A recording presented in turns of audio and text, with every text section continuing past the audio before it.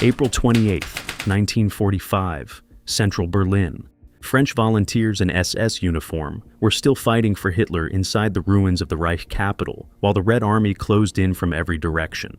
By then, France had been liberated for months. The Reich was dying. The war was finished in every serious sense except the last one. And yet a core of Frenchmen had chosen not to surrender, not to disappear, not to melt back into the chaos. They had chosen Berlin. That is the real engine of this story. Because the strangest thing about Charlemagne was never just that it was a French formation in the Waffen SS. The stranger fact was the timing. These men did not simply attach themselves to a victorious power at the height of Nazi expansion. Many of them stayed loyal after the military logic had collapsed, after the map had turned, after Allied troops had returned to French soil, and after the Reich itself had begun to break apart under pressure from East and West. That is what makes the final stand in Berlin so powerful as an opening image. The common version sounds simple. Charlemagne was the last French SS division, a formation of collaborationists and volunteers who ended up in Hitler's final battles. It fought in the East, was shattered in Pomerania, and some of its survivors reached Berlin, where they became part of the last defense around the government district. That version is not false. It is just too thin. The stronger version is darker. Charlemagne was the endpoint of a political and moral journey that started long before Berlin. It grew out of French collaboration, anti-communist crusading, ideological radicalization, and the belief among some men that France's future lay not in its own liberation, but in a Nazi-led Europe built through force. By the time the unit took the name Charlemagne, the road behind it already ran through occupied France, the Eastern Front, militia violence, and the collapse of every illusion that had first made collaboration look strategic, patriotic, or survivable. That is why Berlin matters so much. Not because it was the beginning of the story, because it was the place where every lie inside the story stopped working.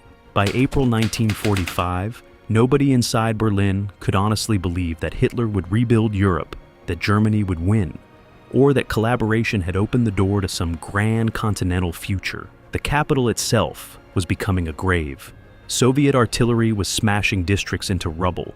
Defenders were running low on everything. Command lines were collapsing. The political center of the Reich was shrinking block by block. And still, some French SS men were there.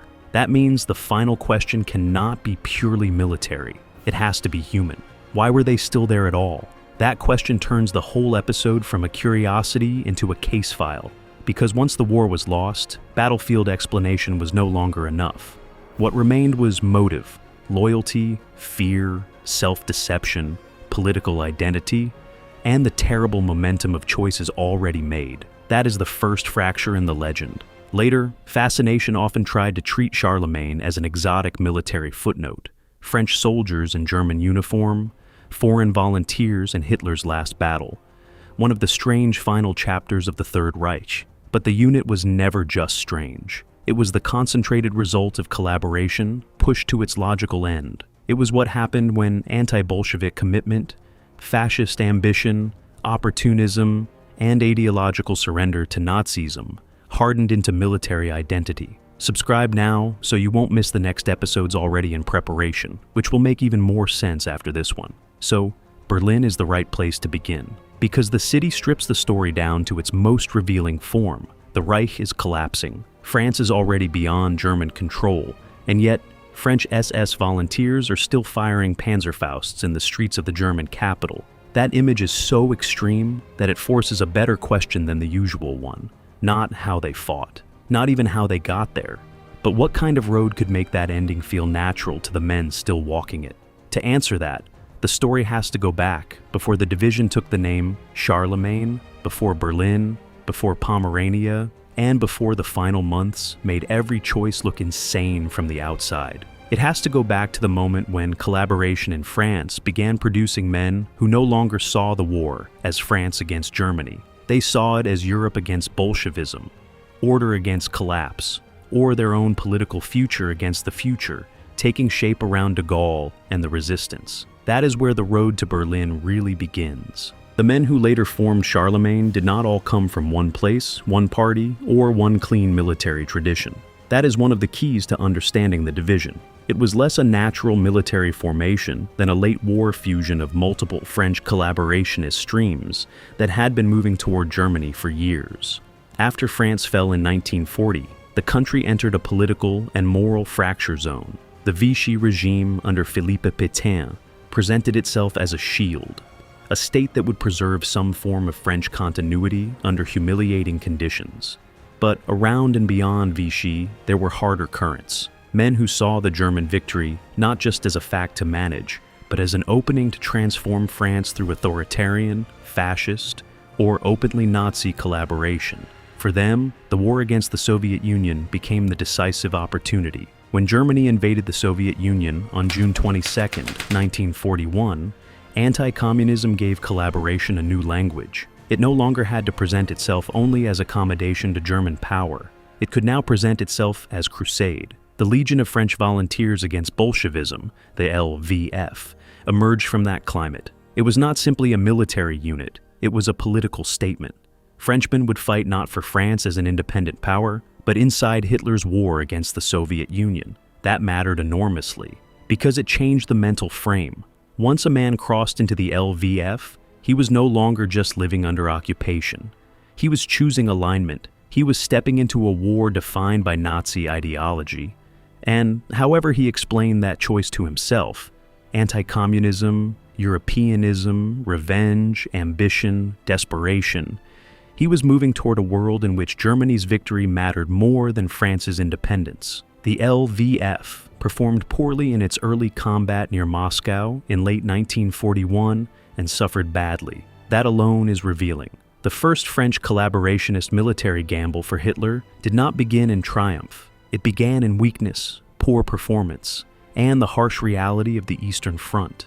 But failure did not dissolve the project. It hardened parts of it. Surviving volunteers remained in German service and became increasingly involved in anti-partisan operations behind the front. That is another critical turn. Because anti-partisan warfare in the East was not a clean military zone, it was one of the spaces where ideology, occupation, reprisal, and violence against civilians overlapped constantly. Men serving there were not just learning fieldcraft. They were absorbing the moral atmosphere of a war that Germany had defined from the start in racial and political terms. Meanwhile, other French collaborationist pathways were opening. Some joined the Waffen SS directly through the Sturm Brigade Frankreich. Some moved through collaborationist political networks in occupied France. Some later came from the milice, the Vichy-backed paramilitary force that hunted resistance members, Jews, and opponents of the regime with increasing violence as the occupation deepened. This is where the later division's identity becomes much darker than a simple foreign volunteers label suggests. Charlemagne did not arise from random French adventurers looking for action. It drew from the hardest edge of French collaboration. Men from the LVF had already attached themselves to Hitler's anti-Soviet war. Men from the milice had already taken part in repression inside France itself. Others came from auxiliary organizations and collaborationist institutions already entangled with German power. So, by the time these streams began to merge, the central question was no longer whether they had crossed a line. The line was far behind them. And then, the strategic map changed. In 1944, Allied landings in Normandy and the liberation of France shattered the old political landscape. Collaboration ceased to look like a gamble on the winning side. It started looking like exposure. Men who had tied themselves to Germany now faced a brutal future if the Reich lost. Some fled east with retreating German structures. Some doubled down ideologically. Some had nowhere else to go. Some had committed too much already to imagine returning home, except through denial, disguise, or fantasy. That is the hidden pressure that made Charlemagne possible. The division was not built at the height of confidence. It was built in collapse. In September 1944, French collaborationist remnants from different formations were consolidated into the Waffen Grenadier Brigade der SS Charlemagne, later redesignated as the 33rd Waffen Grenadier Division of the SS Charlemagne, 1st French. The name itself was revealing. Charlemagne invoked an imperial European memory, something older and larger than modern nation-states. It offered a mythic shield, a way to present French collaboration not as service to Germany alone, but as service to a continental order. That was the public mask. The private reality looked far worse. By the time the unit was assembled, the Reich was already being driven back on every front. France itself was no longer a platform for collaborationist dreaming. It was slipping away into liberation, vengeance, purges, arrests, and the collapse of old justifications. So, the new division was born under conditions that exposed its deeper truth. It was not a confident European vanguard. It was a refuge for men whose choices had bound them to Hitler's fate. That is what makes the name Charlemagne so important and so revealing at once. The title tried to elevate the formation above the ugliness of collaboration, but the timing gave the game away. It was created at the very moment when the dream of a Nazi Europe was breaking apart, which meant the men entering the unit were not walking into a future. They were walking deeper into a wreck. The decisive collision came in the East, not in France. That matters because it stripped away the last comfortable illusions. In February 1945, Charlemagne was sent to Pomerania. On paper, the deployment still fit the old language: French anti-Bolshevik volunteers going east to defend Europe against the Soviet advance. In reality, the front they entered was already collapsing under overwhelming pressure. The Red Army was no longer the shocked and bleeding force of 1941. It was a huge, experienced war machine moving west with momentum, artillery, armor, and a clear sense that Germany was in its final phase. Charlemagne arrived too late to become what its creators claimed it would be. That is one of the most important truths in the story. The division had been presented as a meaningful French contribution to the Nazi war effort, a symbol that collaboration still carried military weight. But by early 1945, formations like this were being fed into a front where symbolism could not substitute for material, reserves, or time. The French SS volunteers were entering not a proving ground, but an execution zone. In Pomerania, the division was hit hard and fast. Soviet forces broke the French formation into separate pockets near Hammerstein. Command cohesion dissolved, communications broke down, some units were destroyed outright, others tried to fight westward through chaos. A smaller remnant under Gustav Krukenberg escaped toward the coast and was eventually evacuated. That sequence matters because it shattered the idea that Charlemagne had been built for durable military purpose. The formation had been assembled from politically hard men, but political hardness was no answer to the operational reality of 1945. This is the same trap that ruined so many late-war Waffen SS formations. The regime loved ideological reliability. It kept sending ideologically charged units into situations where ideology could not alter the balance. Fanaticism could stiffen a last stand. It could not reverse strategic collapse. And now, the road narrows toward Berlin. After Pomerania, what remained of Charlemagne was no longer anything close to a full division. It was a residue, survivors, fragments, men who had already come through one disintegration, and were now being asked whether they would continue. By early April, Krukenberg had only a few hundred effectives. Some were assigned elsewhere. Around 300 to 350 were selected or volunteered to go on. That detail is one of the most revealing in the whole story. There was still a choice, and some chose Berlin. That is the turning point where the military explanation finally gives way to the deeper one. If a man fought in Pomerania and then kept moving because retreat lines and command orders still carried him forward, that could still be explained as momentum. But once the unit had been broken, once the Reich was obviously dying, once the destination became Berlin itself, the remaining explanation had to include conviction, fatalism, fear of capture, identity, or some mixture of all four. On April 23, 1945, Krukenberg received orders to take his remaining French SS men to Berlin. They arrived on April 24th after a difficult journey around advancing Soviet forces. By then, the city was encircled. Soviet artillery and armor were crushing district after district. The defense had become a patchwork of regular troops, SS formations, Volkssturm, Hitler Youth, police, and foreign remnants. No one entering Berlin at that point could think he was joining a viable military plan. He was joining the end. The French were formed into the Sturmbataillon Charlemagne and deployed into the battle around Neukölln and then closer to the government quarter. Their combat performance in the last days has often attracted outsized attention. Partly because it is so strange, and partly because the setting itself, Hitler's final battle, tempts myth-making. Some French SS men claim tank kills with Panzerfausts. Some received decorations in the last hours of the Reich. A handful became, in post-war memory, symbols of foreign fanaticism at the very center of Hitler's collapse. That is the dangerous version of the story. It turns the last stand into a dark form of prestige. The stronger version is harsher. What Berlin revealed was not greatness, but entrapment. These men were no longer defending France. They were not even defending a winnable German front. They were defending the dying political heart of the regime they had tied themselves to. The distance between collaboration and annihilation had vanished. All that remained was the final proof of where the road had always led. This is where the title promise pays off. How did Charlemagne become Hitler's final French SS division? By moving step by step, through choices that became harder to reverse with each new stage. First ideological alignment, then service in German units, then deeper involvement in collaborationist structures, then flight from liberated France, then fusion into a late-war Waffen SS formation, then destruction in the East, then, the last narrowing choice of all, Berlin. That is why the sight of French SS volunteers inside the Reich capital in April 1945 is more than bizarre. It is diagnostic. It shows what the project had become once every excuse had been burned away. There is a flatter way to tell this story. It says Charlemagne existed because some French fascists hated communism, joined Germany's war, and ended up in Berlin. There is truth in that. But the stronger version exposes something more disturbing. Charlemagne was not only the product of anti-communism, it was also the product of political displacement. That distinction changes the whole meaning of the unit. Many of the men who ended up in Charlemagne had already lost their place in France before they lost the war.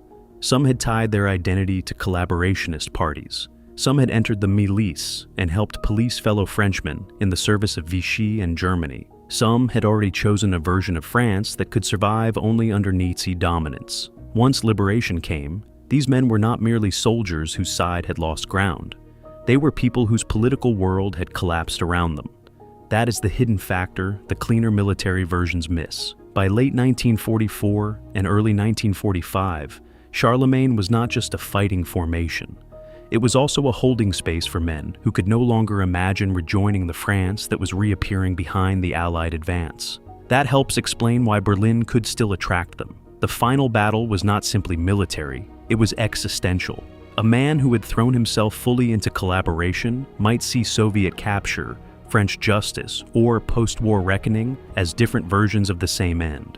Continuing to fight could therefore look less irrational from inside the mindset than it looks from outside it.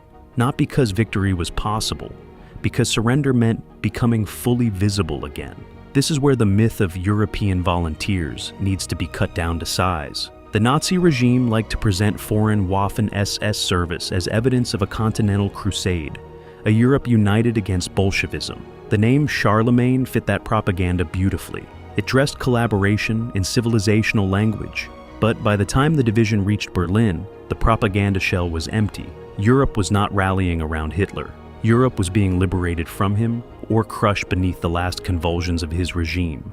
And the Frenchmen still fighting in Berlin were not the future of Europe. They were the wreckage of a collaborationist fantasy that had survived long enough to become a trap. That is the true reframing of the story. Charlemagne did not become Hitler's final French SS division because it represented some lasting French commitment to Nazism in military form. It became that division because the men inside it had crossed so many lines that the final one no longer looked impossible. Once you see the story that way, even the unit's final combat record changes meaning. The tank kills, decorations, and stubborn resistance in Berlin no longer prove elite stature in any flattering sense. They prove how far ideological commitment, fear of consequence, and moral isolation can carry men after the strategic reason for fighting has vanished. The public story had once promised crusade. The private ending delivered enclosure. And there is one more irony buried inside the name. Charlemagne, the medieval ruler invoked to suggest grandeur and European legitimacy, had been used to decorate a formation that existed only because France itself had slipped away from the collaborators who claimed to act in its name. The title tried to lift the unit into history. The The timing pushed it into disgrace. That is what makes the division so useful as a subject now. It shows how ideology tries to mythologize itself while it is still collapsing. It shows how political failure seeks refuge inside symbols. And it shows how men can keep moving toward destruction long after their cause has ceased to make sense outside the echo chamber that formed them. By the first days of May 1945, the battle for Berlin was ending. Hitler was dead. The Reich Chancellery Zone was collapsing. What remained of Charlemagne was either dead, wounded, cut off, or surrendering in fragments. The unit had reached the end in the most literal sense possible, and that is the final payoff of the story. At the beginning, collaboration could still disguise itself. It could call itself realism. It could call itself order. It could call itself anti-communism, national renewal, Europe, necessity, or strategic patience. By the end, in Berlin, disguise was over. French SS men were fighting for Hitler among the ruins of his capital, while France had already moved on without them. There is no cleaner summary of what their political road had done to them. That is why Charlemagne matters more than its size might suggest. As a military formation, it was late, improvised, unstable, and short-lived. It never had the scale or battlefield weight of the major German SS divisions. But as a symbol, it was almost too perfect. It condensed the whole arc of radical collaboration into one final image. Men who had started by choosing Germany's war against Bolshevism ended by defending Germany itself against annihilation, even after the nation they came from had escaped Hitler's grip. The title, therefore, answers itself in a harsher way than it first appears. How did Charlemagne become Hitler's final French SS division? Not through one sudden act of madness, through accumulation, through the slow hardening of belief, through political choices that kept redefining loyalty, through service in German structures that made return more difficult, through violence that narrowed the future, through retreat, through collapse, and finally through the terrible logic that if everything else had been lost, only total commitment remained. That is also why the division resists romantic packaging. Its final stand can look dramatic on the surface. Foreign volunteers, last days of Berlin, decorations handed out in the ruins, a final pocket around Hitler's collapsing world. But drama is not the same thing as dignity. The closer the story gets to the end, the less room there is for illusion. These men were not preserving honor in some abstract martial sense. They were trapped inside the final consequences of collaboration, carried to its endpoint. That is the last reversal. At the start, men who joined the anti-Bolshevik cause could tell themselves they were fighting for a future. At the end, the future had shrunk to a few streets, a few cellars, a few burning intersections, and a regime already turning to dust around them. The name Charlemagne had been meant to dignify the project. Berlin exposed it. In the end, the unit was not memorable because it was large, successful, or strategically decisive. It is memorable because it revealed the full moral trajectory of French collaboration in miniature. What began as ideological alignment with Nazi Germany ended as armed service in the SS at the heart of Hitler's last stand. Once that final image is clear, every earlier justification starts to sound smaller, weaker, and less honest. So, when French SS volunteers fired their last shots in Berlin in April 1945, they were not just defending a doomed city. They were defending the final illusion that their choices still pointed somewhere other than ruin. They did not. That was the one truth Berlin made impossible to hide.